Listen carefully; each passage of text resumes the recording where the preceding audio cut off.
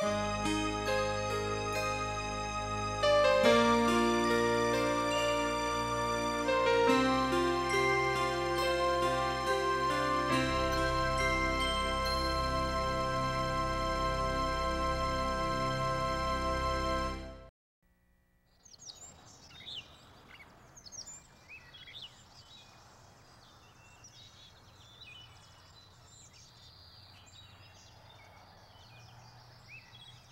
a torn paper might seal up its side, or a streak of water stitch itself to silk and disappear, my wound has been my healing, and I am made more beautiful by losses.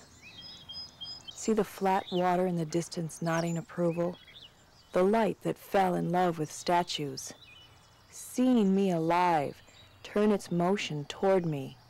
Shorn, I rejoice in what was taken from me.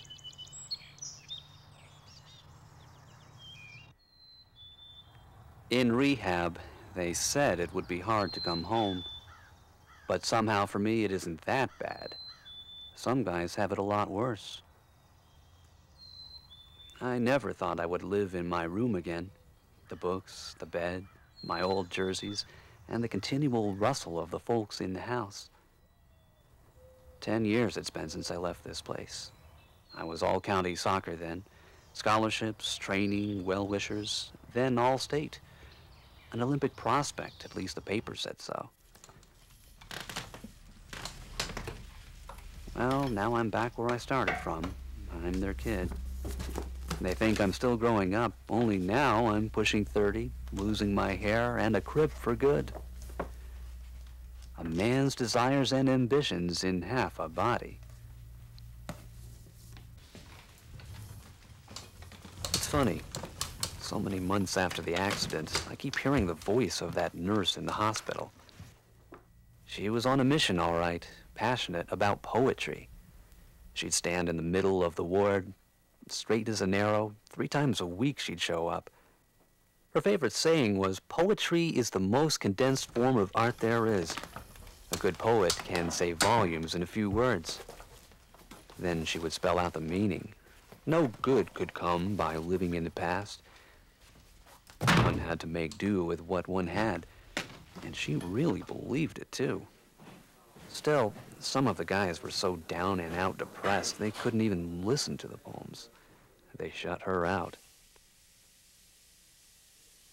O tree outside my window, we are kin, for you ask nothing of a friend but this, to lean against the window and peer in, and watch me move about.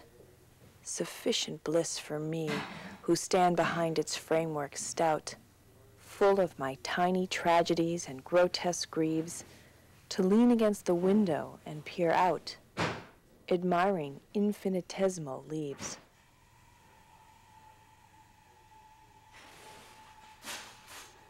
I should have married that nurse.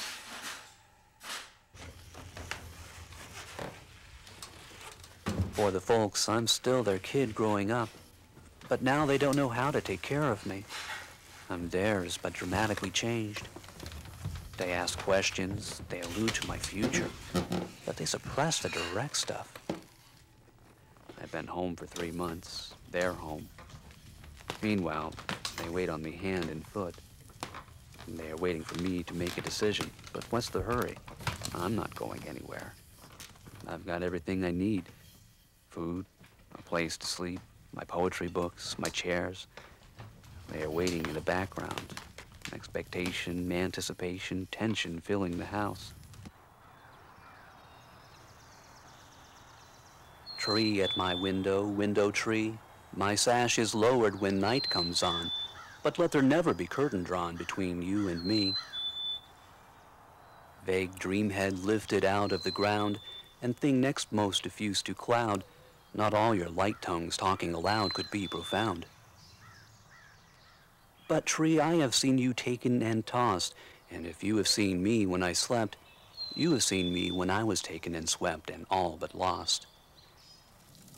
That day she put our heads together. Fate had her imagination about her. Your head so much concerned without her, mine with inner weather.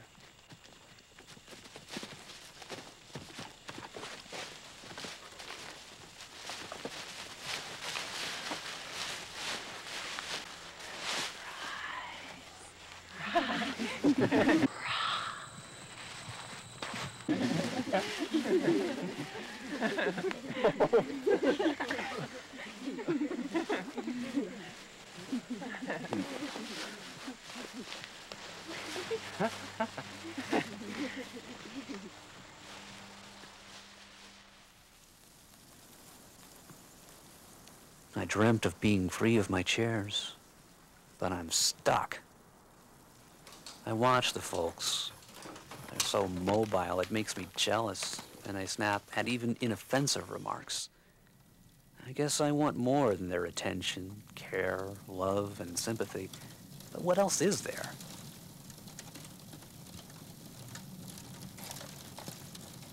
I'm feeling sorry for myself again. In rehab, we were warned about falling into that trap.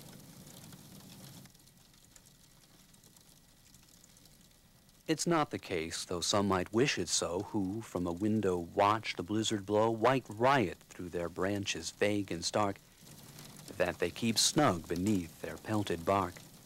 They take affliction in until it gels to crystal ice between their frozen cells, and each of them is inwardly a vault of jewels rigorous and free of fault, unglimpsed by us until in May it bears a sudden crop of green-pronged solitaires.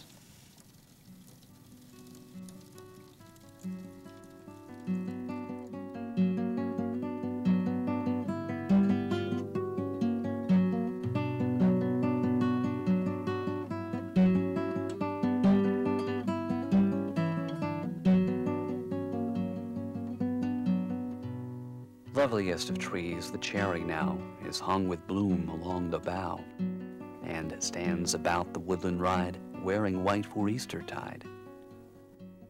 Now of my 80 years and 10, 20 will not come again, and take from 70 springs a score, it only leaves me 50 more. And since to look at things in bloom, 50 springs are little room, about the woodlands I will go, to see the cherry hung with snow.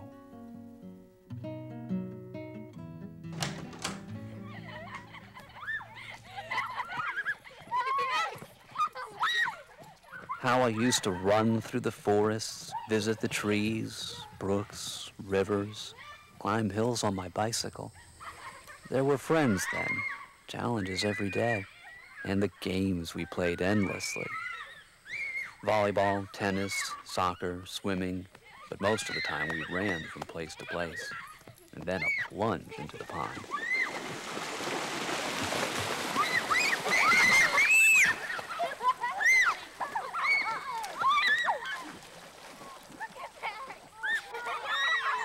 The trees are coming into leaf, like something almost being said.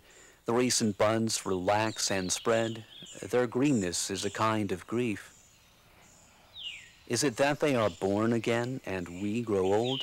No, they die too. Their yearly trick of looking new is written down in rings of grain. Yet still the unresting castles thresh in full-grown thickness every May. Last year is dead, they seem to say. Begin afresh, afresh, afresh. Now's the time. All this time the tree was telling me to break out, quit bugging the folks, poisoning their lives. The accident was my fault, not theirs.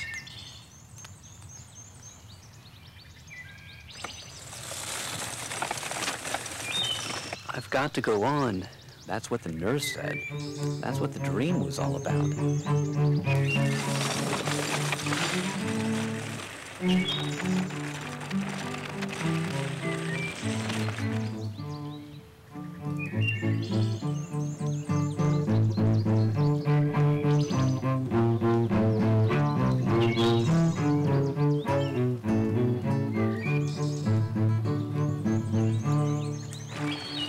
Cousin made me this hand cycle. My body on 3 wheels of pure fun.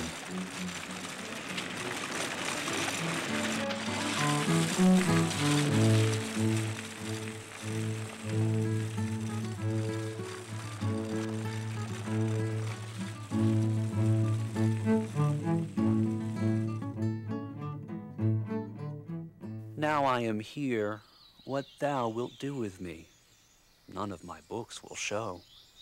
I read and sigh and wish I were a tree, for sure then I should grow to fruit or shade. At least some bird would trust her household to me, and I should be just. Yet though thou troublest me, I must be meek, and weakness must be stout. Well, I will change the service and go seek some other master out. Ah, my dear God, though I am clean forgot, let me not love thee if I love thee not.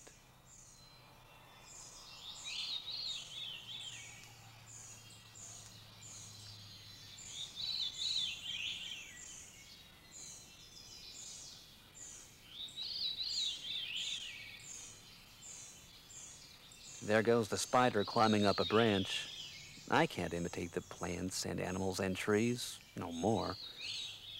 What would a spider be without legs? A gimp-biter.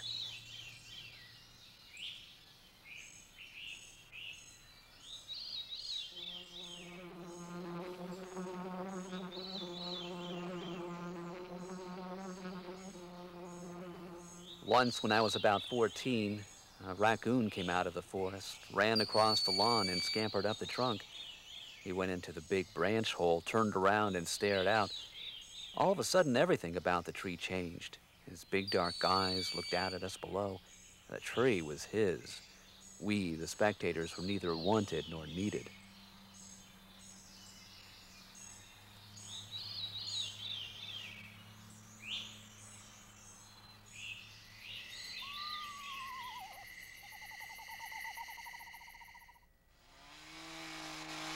A little while ago, the tree men knocked on the door and said they were ready to cut down the old maple in the forest, the one the folks were worried was going to fall on the house.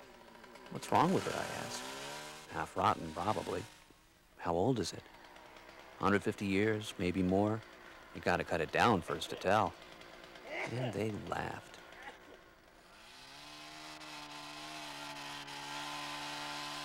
Imagine, the great maple grew for 150 years. What wonderful, terrible events it must have witnessed. If only it could talk.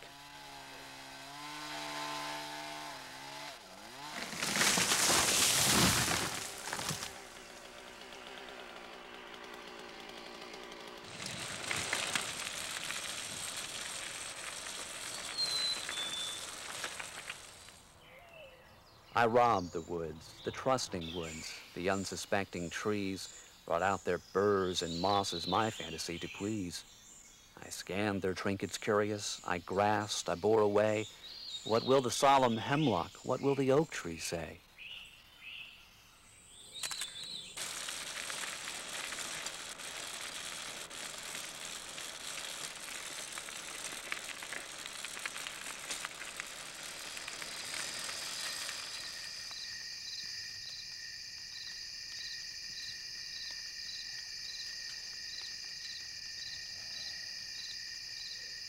I thought of her as the wishing tree that died and saw it lifted, root and branch, to heaven, trailing a shower of all that had been driven, need by need by need, into its hail.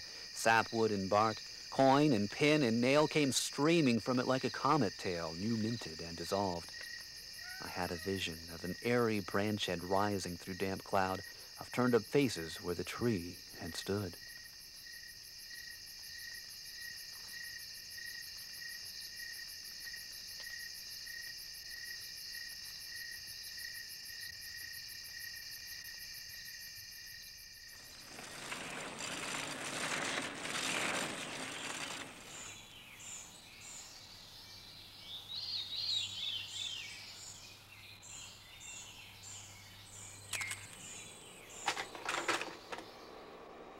These lights aren't bad, but I've got to fill the frame even more, get closer so you can see the veins and sources.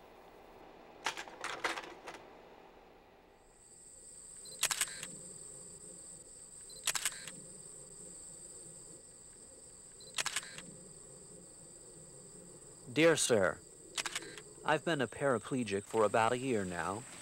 I'm a T10, but I get around real good in my regular chair, and for outside I have the hand cycle my cousin made for me. It takes me along roads, up hills, and even down to the pond. After my accident, I spent 3 months in a rehab center, then came to my parents' house. As you can see from the enclosed slides, I've been taking pictures around the property here.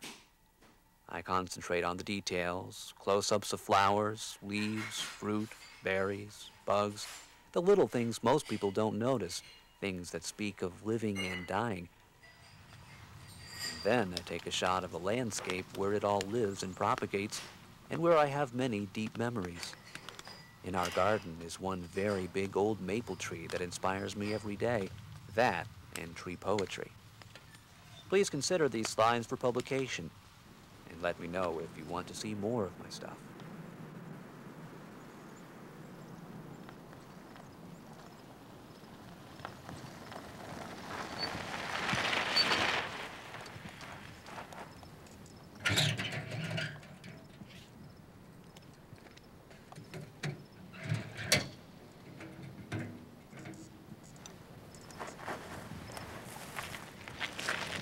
Hot summer has exhausted her intent to the last rose and roundelay and seed. No leaf has changed, and yet these leaves now read like a love letter that's no longer meant.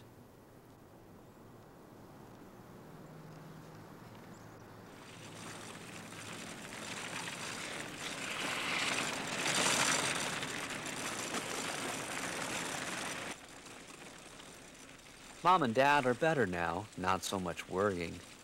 The days, weeks, months go by. Their anxiety has all but disappeared. They're pleased when they see me taking pictures, reading books, listening to music, looking at my slides.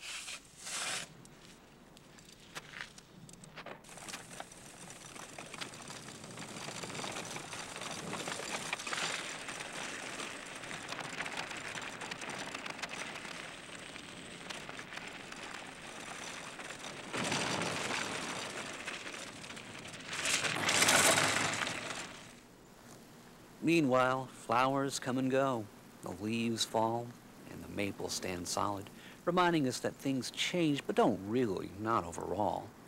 The poems tell us that too.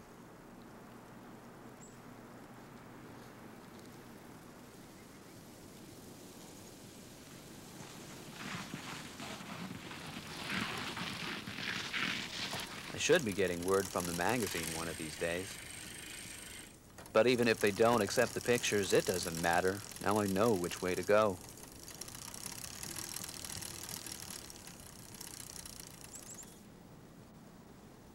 I'll record the details of life, those little things that show the big. I'll take pictures and write about them. I'll have my own place, look up my old friends, and maybe even the nurse from the rehab center who reintroduced me to poetry. But most of all, I'll live my own life and celebrate my dreams as best I can. I'll pack my stuff, the poetry books, the cameras, the chairs, and the hand cycle, and I'll come home now and then for a visit. Birthdays, Thanksgiving, Christmas, and I'll think about the big maple tree all the time.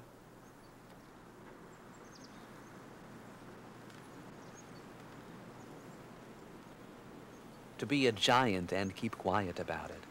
To stay in